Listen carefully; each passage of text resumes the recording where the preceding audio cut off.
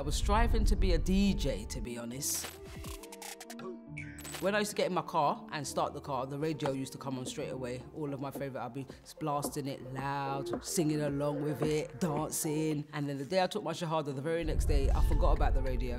I decided that I'm going to tell my two eldest sons. So I told one was born Muslim, and he said, "Oh, I'm a Muslim too." I said, "What?" Did you encounter any mistakes or unexpected challenges when you first learned how to pray? Yeah, many. I used to stand there sometimes and forget the words. Stand there for ages, like thinking, what is the next word? What is the next word? But it's all a learning progress, so you can't expect to pick up something just like that. What would be the most important advice you would like to give to young loved ones? I wouldn't say that it's rules to stop you from having fun. It's just rules to live a better life. You can still have fun.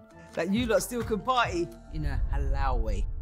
When I came home, I decided that I'm going to tell my two eldest sons. So I told one was born Muslim, so I told him, and he was so happy for me, and I was so glad that he was happy for me. I told my eldest one, and he said, "Oh, I'm a Muslim too." I said, "What? When did you become Muslim?" He said, "When I was 18, and he's now like 36. But at the time he was 35. So he said, "Well, yeah, I took it when I was 18. I said, "So why didn't you tell me?" He said, "Oh no, it wasn't for me to try and like I'm trying to force you into Islam. It was for you to find it yourself." So yeah. Like, how can for over 20 years you're a Muslim and didn't tell your own mum? Like, I'm Jannah Samuels. I've been a revert for 1 year and 7 months, and I'm here with eternal passenger, and I will be answering some questions today. How did you manage to keep your faith in a non-Muslim country? I don't care. I don't care what they think. I will always keep my faith, I don't think I'll ever be distracted or anyone will be able to tell me otherwise, but stay strong. What's the most surprising thing you learned after converting to Islam? Like you lot still can party. Halal way. I do it to an Eid party. I went to an Eid party. It was very good actually. So you can still party in a halal way. You can have like celebrations, and one of them you could party, but obviously halal, no alcohol. Where did you take your Shahada? Were there any family members with you? It was kind of like a spur of the moment thing. I just said, yeah, I'll do it. And I just went and done it. So I didn't want to plan anything to say, oh yeah, I'm taking my Shahada tomorrow. Do you like guys want to come? I didn't do that. I just went and done it and then came back and told them that I'd done it. I'm not saying for everybody to do that, but especially if you're still living with your parents and your parents may be them parents that disagree with Islam, I would say, again, just talk to them. You can talk to them in a rational way without arguments. I mean, even if there is an argument on their side, then you could maybe leave it for them and then come back and do it again. Try again. I can hold my own hand. How did you manage to cut off your bad habits after converting to Islam? Actually, I was striving to be a DJ, to be honest, female DJ. And I think I'd been doing it for just over a year. And so when I used to get in my car and start the car, the radio used to come on straight away, blasting it loud, singing along with it, dancing. And then the day I took my Shahada, the very next day, I forgot about the radio. I got in the car, started the car, the music came on loud, my head started hurting. I turned it off and I haven't turned it back on since. Everyone's their own journey. It may happen to you straight away. It may not happen to you straight away. There's nothing wrong with that. But for me, it happened straight away. Drinking, I stopped straight away. The only thing I had a little bit of a problem with was the smoking, which I was smoking for 4 months before I actually stopped straight away. Inshallah, for everyone, it will be straight away. How did you come to the name Jannah after your conversion? I went to a masjid to do it, and the imam said, "What's your name?" And I said, "Joanne." And he turned around and he said, "Jannah." And I said, "What does that mean?" And he said, "Paradise." I said, "All right, I'll have that one." Allah gave me that name. I was meant to have that name. And I'm bringing everyone to Jannah with me. Did you encounter any mistakes or unexpected challenges when you first learned how to pray? Many. I made mistakes with the surahs. I made mistakes with the salat.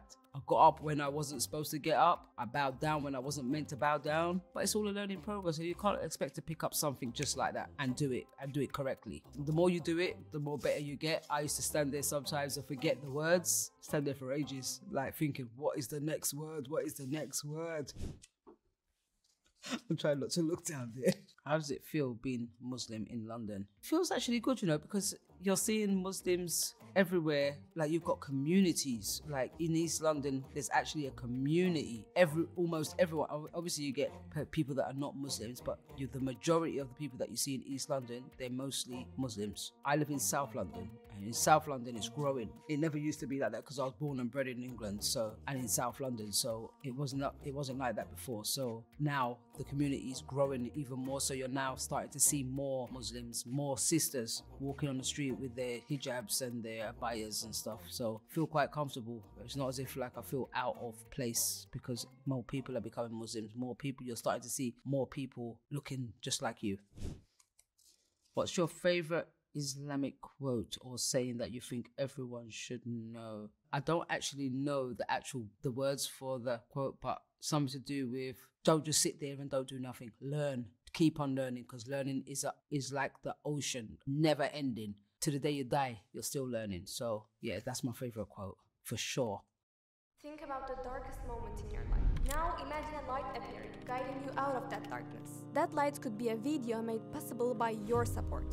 As the Eternal Passenger Women Volunteer Team, with your help, we have already inspired many people to embrace Islam, wear hijab, and start praying. Now we want to create an Islamic youth center for women to change even more lives, inshallah. You can support this effort by clicking the Super Thanks button or donating to our Patreon, because we believe that changing one woman's life can shape the future of an entire generation.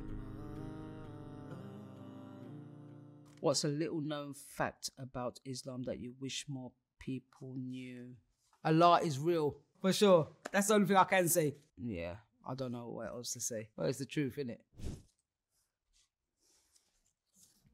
If you could give one piece of advice to someone thinking about converting, what would it be? I think I would say go for it. I mean, obviously, you got some young people that's young, like under 16, that have taken their shahada, but they're hiding it from their mum or their parents. Allah guides those he loves and guides those he wants to guide. Yeah, just go to your family, like the ones that have taken their shahada that's a bit young and still under their parents' roofs and stuff. They must concede the change that you've made with yourself. Then maybe discuss it with them in a rational way, and then if they see the change, then they'll see how good Islam is for you, and maybe they can take their shahada. What would be the most important advice you would like to give to young Muslims? You can still have fun with your friends. You can still have, days out with your friends. You don't have to be secluded away from everything. Just make everything halal, and you can make everything halal. Trust in yourself, trust in Allah, and just learn Islam. What's the one dish you wouldn't say no to even if it's 2 a.m.? I will try to ban myself from eating it, but I can't. It's so addictive.